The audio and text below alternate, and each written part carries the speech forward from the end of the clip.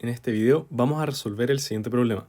Nos dicen que una viga de acero doble T tiene un alto de 22 centímetros, un ancho de ala de 20 centímetros y espesor del ala del alma y de ala de 8 milímetros y de 12 milímetros respectivamente, tal como indica la figura, ¿cierto? Estas de acá son las alas y tienen un espesor de 12 milímetros y esta parte de acá, ¿cierto? Es el alma que tiene un espesor de 8 milímetros. Nos dicen que hay que calcular el momento flector máximo que se puede aplicar a la viga bajo las siguientes condiciones. En la parte A, si es que el material de la viga, por ejemplo un metal como el acero, tiene una tensión permisible de 150 megapascales, o sea, 155 megapascales. Y en la parte B, si es que la viga está hecha de titanio, es decir, que tenga una resistencia última de 1400 megapascales y se requiere un factor de seguridad de 3. Son dos casos que vamos a evaluar y acá tengo una figura de cómo son las vigas doble T, ¿cierto? De acero, por ejemplo. Entonces en la parte A tenemos que ver cuál es el momento flector máximo aplicable si es que la tensión permisible es de 155 megapascales. Entonces, primero tenemos que cuando la viga se flecta, por ejemplo, con un momento positivo, vamos a tener una zona de compresión, ¿cierto? Donde las tensiones van a ser tensiones de compresión en la parte de arriba. Este es el caso más común de que el momento sea, ¿cierto? O que la viga se flecte con un momento positivo, con una guatita para abajo. Y en la parte de abajo las fibras de la viga se van a estar traccionando. Entonces vamos a tener tensiones de tracción, ¿cierto? Y hay, ¿cierto? Una fibra que es el eje neutro, en donde las tensiones son nulas. Y lo mismo puede pasar si es que nuestra viga, ¿cierto?, se flecta con un momento negativo, es decir, en esta dirección, donde en la parte de arriba tendríamos tensiones de tracción y en la parte de abajo tendríamos tensiones de compresión, ¿cierto? Tensiones normales que van en el eje, digamos, X, vamos a considerar el eje de la viga, ¿cierto?, a lo largo de la viga como el eje X.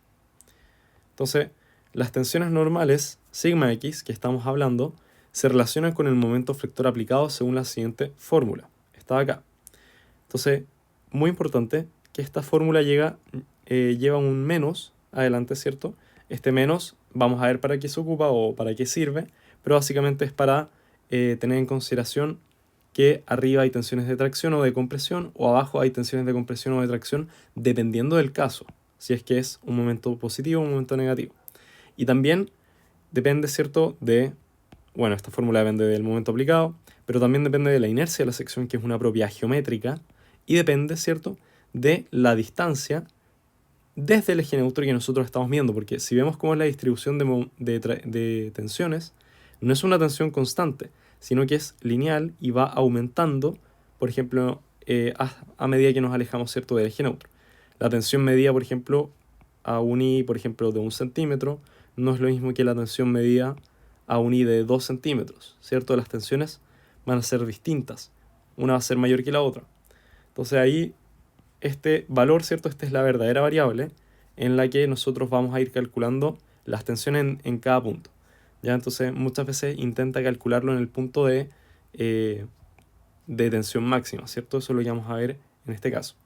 Y súper importante que este valor, esta variable, esta distancia que nosotros medimos desde el eje neutro hacia arriba o hacia abajo, también va con signo. Por ejemplo, si nosotros medimos hacia arriba del eje neutro es positivo, y si medimos hacia abajo del eje neutro es un valor negativo, ¿cierto? O distancia negativa. Lo consideramos como un eje Y normal, ¿cierto?, del plano cartesiano. Para abajo negativo, para arriba positivo. Entonces ahí vamos a ver cómo se aplica. Entonces, bueno, acá está, digamos, lo que acabo de mencionar, que el I es la distancia desde el eje neutro, la inercia, ¿cierto?, es la inercia de la sección con respecto al eje Z, tenemos el momento flector, ¿cierto?, y la tensión normal en I. Entonces, me gustaría hablar un poco también de los momentos de inercia que representan y cómo se calculan.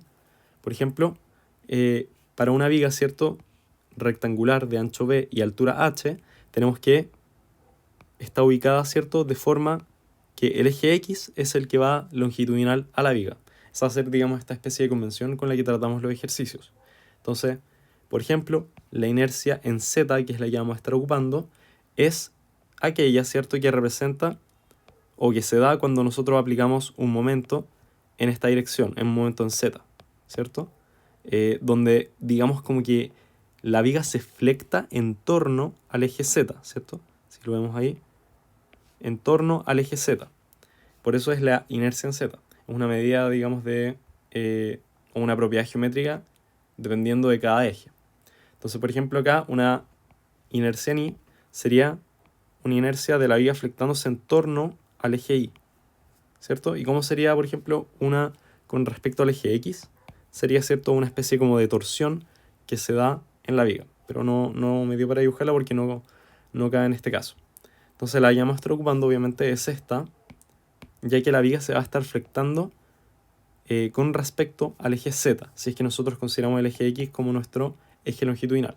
Y por ejemplo, para una viga rectangular, esta inercia se calcula como el ancho por el alto al cubo partido en 2.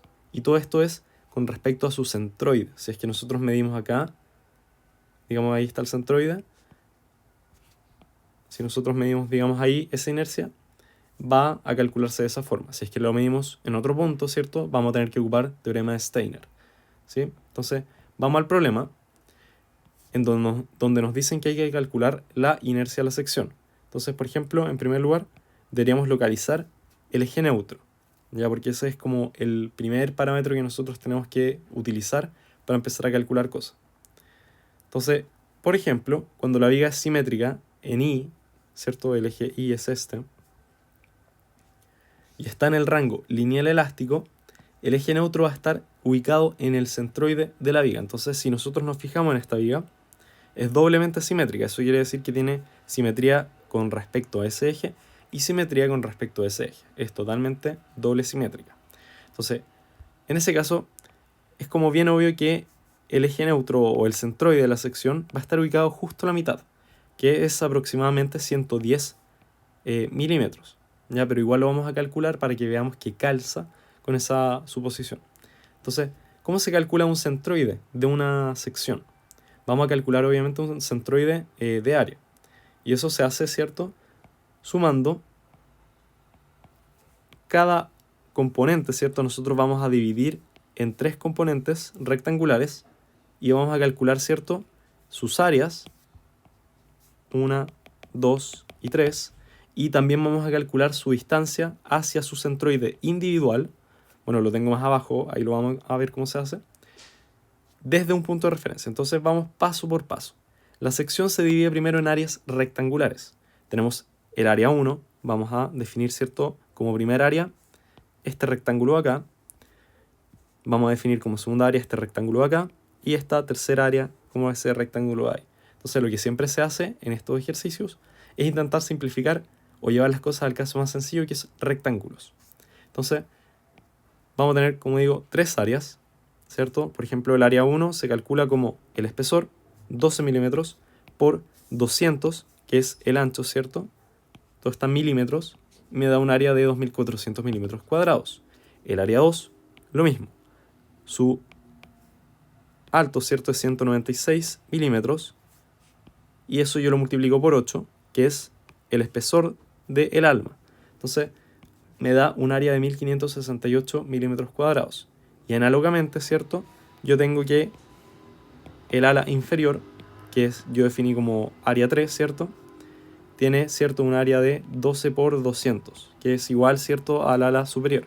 Entonces también me da 2400 milímetros cuadrados. Entonces, una vez que tenemos las áreas, el siguiente paso es fijar un punto de referencia para medir los centroides de las subsecciones 1, 2 y 3. Entonces, yo generalmente recomiendo poner el punto de referencia abajo, que es lo más, digamos, sencillo, pero también se puede poner arriba. Ahí depende de la convención que ustedes quieran usar, pero da lo mismo, deberían llegar al mismo resultado. Entonces, si nosotros colocamos la referencia abajo, ¿cierto? Por ejemplo, para el área 1, ¿cuál es la distancia desde esta referencia hasta el centroide de esa sección? Si es que nosotros consideramos que la sección 1 es este rectángulo, su centroide está obviamente justo a la mitad. Entonces, desde la referencia hacia ese punto, donde está, digamos, el centroide de esa sección, yo puedo medir una distancia de 214 milímetros.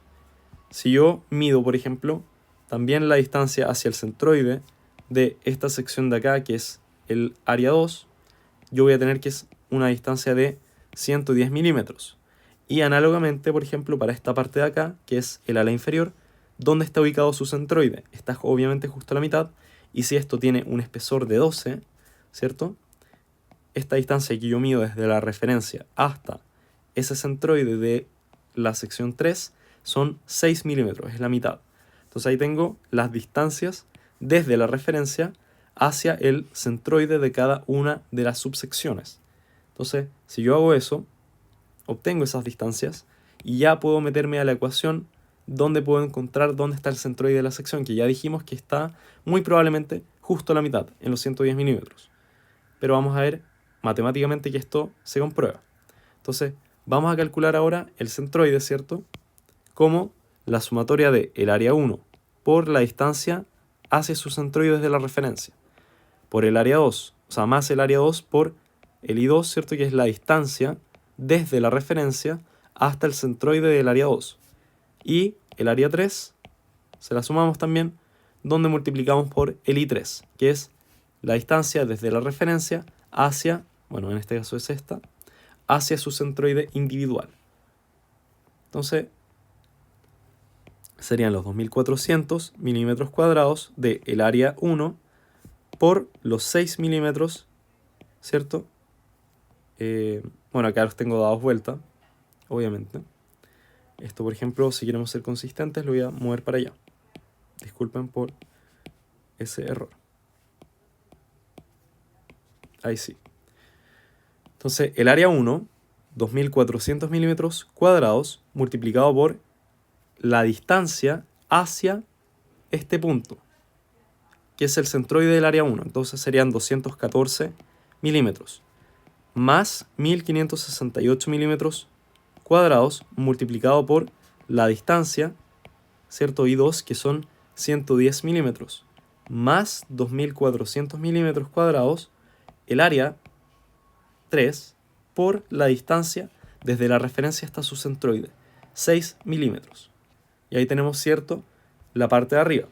Y en la parte de abajo, ¿cierto?, se suma, ¿cierto?, las áreas de cada una de las secciones. Entonces, 2400 para el área 1, 1568 para el área 2 y 2400 para el área 3, ¿cierto? Esta es la definición de un centroide de área. Así que, obviamente que tiene 3 componentes. Si tuviera 2 componentes sería así nomás. Pero en este caso dividimos en 3 partes. Entonces, al meter esto a la calculadora, debería darnos 110 milímetros exacto. Y comprueba nuestra, ¿cierto?, suposición de que, como es doblemente simétrica, el centroide de la sección completa va a estar justo a la mitad.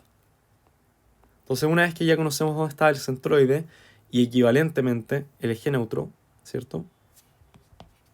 Entonces, esto es la posición del eje neutro, que en este caso calza con el centroide. Nuestro siguiente paso es calcular las inercias con respecto a este eje neutro, con respecto a este punto. Entonces, si recordamos el teorema de Steiner, ¿qué es lo que nos decía? Porque eso es lo que vamos a necesitar ocupar ahora. El teorema de Steiner nos dice, por ejemplo, que para una viga o para una sección rectangular, ¿cierto?, de ancho B y alto H, ¿cierto?, la inercia, en este caso en Z, la vamos a calcular como B por H al cubo partido en 12, que en esto, ya lo vimos al principio, es la inercia con respecto al centroide de cada sección. Y a esto tenemos que sumarle el área de la sección por la distancia al cuadrado, ¿cierto?, de el eje neutro hacia el centroide de la sección. Entonces veamos cómo se aplica esto. Tenemos que la inercia total de toda la sección va a ser la suma o la superposición de cada una de las inercias individuales de cada área. Entonces, por ejemplo, para el área 1, que está ubicada acá arriba, ¿dónde está su centroide? Acá en el medio, ¿cierto?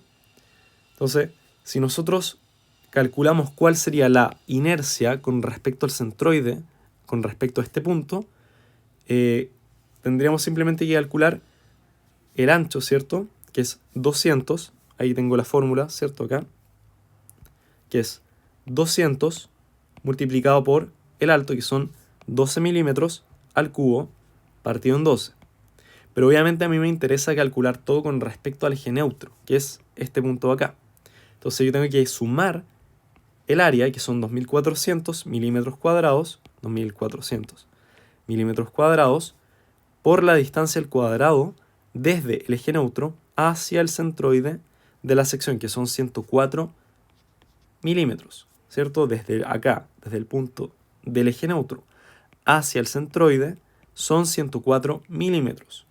Entonces, obviamente eso se encuentra restando, ¿cierto? Si esto mide, no sé, 196 partido en 2, yo tengo que sumarle 6, ¿cierto? Porque está justo a la mitad. Entonces, simplemente sumar y ver las distancias, pero esa es la distancia desde el eje neutro hacia el centroide de esa sección. Entonces yo multiplico por 104 al cuadrado. Luego el área 2 o la inercia 2, ¿cierto? Está con respecto al eje neutro, pero también justo calza el centroide de esta sección acá. Entonces yo calculo 8, que es el ancho, por 196 al cubo. 196 sería el alto, partido en 2. Y yo no tengo que sumarle nada porque no tengo que aplicar Steiner en este caso. Ya, si el centroide de esta sección estuviese, por ejemplo, acá, ahí sí tendría que calcular Steiner con respecto a esa distancia, porque todo lo voy a hacer con respecto al eje neutro siempre, con la inercia total. Entonces, finalmente la inercia 3 va a ser exactamente que la inercia 1, porque también vamos a calcular, ¿cierto? Primero la inercia con respecto al centroide del área 3, y después hay que sumarle su área, que son también 2400 milímetros cuadrados, multiplicado por la distancia desde el eje neutro, aquí está, hacia su centroide, 104 milímetros al cuadrado. Y ahí están las inercias de cada uno, y si yo sumo cada una, ¿cierto? Voy a simplemente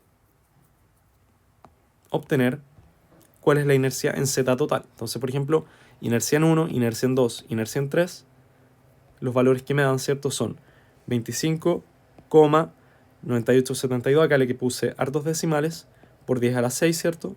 Más 5.01969 por 10 a la 6. Todo esto está en milímetros, ¿cierto? Al cuadrado.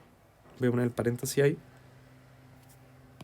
Yo todo esto lo trabajo en milímetros y me da, ¿cierto? Todo en milímetros a la cuarta, perdón. Entonces, si calculan, ¿cierto? ¿Cuál sería la suma de todos estos valores? Vemos que la inercia en 1 es efectivamente igual a la inercia en 3.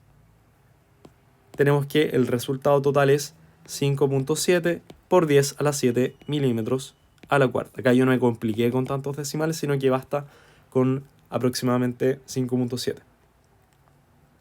Entonces finalmente vamos a la tensión admisible, en la que vemos que como el eje neutro está en la mitad de la viga, tanto las tensiones máximas de tracción como las máximas de compresión van a ser iguales en magnitud, porque si nosotros vemos que el eje neutro está acá y las tensiones, ¿cierto?, aumentan si nos alejamos del eje neutro, por ejemplo, si es que nuestra viga se flecta así, vamos a tener que arriba se dan las tensiones de compresión y abajo las tensiones de tracción, que es el caso que yo les presento acá al lado. Entonces, arriba se van a producir, ¿cierto?, estas tensiones de compresión y abajo estas tensiones de tracción.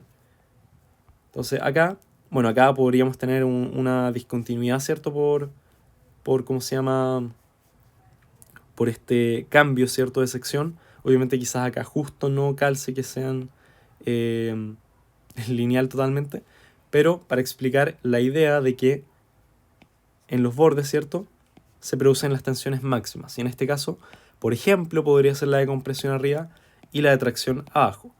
Como no sabemos cuál es el signo del momento aplicado, sino que el momento debemos encontrarlo, vamos a asumir, ¿cierto?, que se da de esa forma. Pero también podemos suponer que se da al revés, ¿cierto? Y obviamente tendremos que cambiar la dirección de las flechitas. Sería para allá, para allá, para allá y esto para acá, ¿cierto? Compresión como que entra siempre hacia la viga. Pero vamos a enfocarnos en la parte esencial, que es ver que las tensiones normales, sigma x, se relacionan con el momento flector aplicado según la siguiente ecuación, la que habíamos estado viendo en un principio. Entonces acá recordemos que el momento en z partido en la inercia en z multiplicado por I, que es la distancia a la cual estamos midiendo las tensiones, ¿cierto? Me da cuál es el valor de la tensión en X en cada punto. Si yo quiero medir, por ejemplo, esto a la mitad de 110, sería, ¿cierto?, de 55, entonces yo acá le pongo 55. Si yo quiero medirlo hacia abajo, esos 55, yo tengo que tener en consideración que son menos 55, porque es una distancia negativa a partir del eje neutro, ¿ya? Entonces, por ejemplo, vamos a tener que la tensión admisible son 155 megapascales, por lo que vamos a imponer que esa es la tensión máxima, ¿cierto? Y obviamente lo voy a considerar en magnitud, porque yo no sé si es que arriba se produce la de tracción o abajo la de tracción, o viceversa con la de compresión. Entonces vamos a tener que, como son iguales, obviamente estas dos en magnitud, porque la viga es doblemente simétrica, vamos a tener que cada una en magnitud podría llegar a alcanzar, ¿cierto?, los 155 megapascales, que son la tensión admisible de la viga. Entonces, si nosotros suponemos que esa es la tensión máxima que se está produciendo acá en los bordes, ¿cuál sería el momento flector que debería estar aplicándose en ese caso? Entonces, vamos a tener que, a partir de la fórmula, y bueno, voy a mostrar esto así, tenemos que la tensión, ¿cierto?, se calcula como menos mz partido en iz por i. Entonces yo puedo despejar el mz y obtengo que es menos sigma, ¿cierto?, por la inercia, todo esto dividido en i, donde i recordemos que es la distancia desde el eje neutro hasta donde queremos medir las tensiones. Entonces, acá yo tengo algo marcadísimo con amarillo para que explicar que en este caso no importa el signo de esta ecuación y tampoco importa el signo de las tensiones. ¿Por qué no importa el signo? ¿Por qué lo podemos omitir? El signo en esta ecuación, o bueno, en esta también, y el signo que viene desde la distancia que medimos, ¿cierto?, el i, nos van a ayudar para los casos en que tengamos, ¿cierto?, bien definido si es que arriba es compresión o abajo es tracción. Y también, digamos, el tipo de momento que se está aplicando, si es negativo, positivo, etc. Entonces, en este caso, como yo quiero encontrar simplemente cuál es el momento necesario que debo aplicar para producir una tensión de 155 megapascales, podría ser perfectamente un momento positivo o perfectamente podría ser un momento negativo. Y aparte, yo tengo que, arriba y abajo, en los puntos de tensión máxima, digamos que esto en magnitud va a ser igual, dado que la viga es doblemente simétrica, ¿cierto? Acá arriba se van a producir tensiones de compresión, por ejemplo, y acá abajo se van a producir tensiones de tracción, pero en magnitud van a ser iguales, ¿cierto? Uno va a tener un signo positivo y otra va a tener un signo negativo. Recordemos que las de compresión son tensiones negativas y las de tracción son tensiones positivas. Pero al momento como que le da lo mismo eso. En este caso da lo mismo si es positivo o negativo. Si fuese menos 80, ¿cierto?, megapascales, perdón, kilonewton por milímetro, ahora vemos cómo se calcula, tendríamos que arriba se produce compresión y abajo tracción o viceversa. En el caso de que tengamos, por ejemplo, más 80.32 kilonewton metro, vamos a tener que arriba se producen tensiones de compresión, ¿cierto?, y abajo tensiones de tracción, ¿cierto? Ahí lo dije un poco mal al principio, pero a lo que voy es que da lo mismo en este caso el signo. Entonces vamos a ver cómo se calcula. El momento en z, yo lo despejé, ¿cierto? Y tengo que es 155 megapascales de mi tensión, ¿cierto? Yo acá estoy considerando que la tensión sigma es igual a 155 megapascales, es la tensión máxima,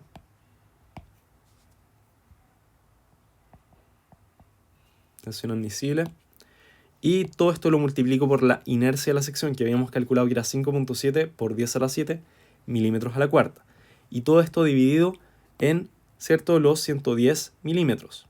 Y acá también, de nuevo, yo no estoy considerando si es positivo o negativo, simplemente considero en magnitud, ¿cierto?, los 110 milímetros. ¿Ya? Y eso me va a arrojar al final un momento de 80.32 kilonewton por metro. Entonces, repito, acá digamos que está en valor absoluto, porque me da lo mismo saber cuál es el signo del momento, porque si es positivo, voy a volver al dibujo al principio. Si es positivo, lo único que me cambia es que arriba es compresión y abajo es tracción. Y si es negativo, arriba es tracción y abajo es compresión. Pero las magnitudes, ¿cierto? Como hay simetría en la viga, ¿cierto? Arriba van a ser iguales que abajo, solo cambia el signo. Por lo tanto, esta tensión permisible también digamos que está digamos en valor absoluto. Pueden ser 155 megapascales o menos 155 megapascales. Entonces a nosotros lo único que nos interesa es que el momento no supere, ¿cierto?, el valor que produce esta tensión, tanto positiva como negativa. Entonces, vamos ahora a la parte 2. ¿Dónde está? Acá. La parte B nos dice que si la viga está hecha de titanio, eso quiere decir que la resistencia última sean 1400 megapascales y que se requiera un factor de seguridad de 3. Tenemos ahí que calcular de nuevo el momento que es necesario aplicarle bajo esa condición, o el momento, digamos, máximo que pueda alcanzar. Entonces recordemos que el factor de seguridad se calcula como la resistencia real por sobre la resistencia de diseño. Entonces, en este caso, nuestra resistencia real sería esa resistencia última que no podemos superar porque el material es así, porque no puede permitir que se supere esa tensión.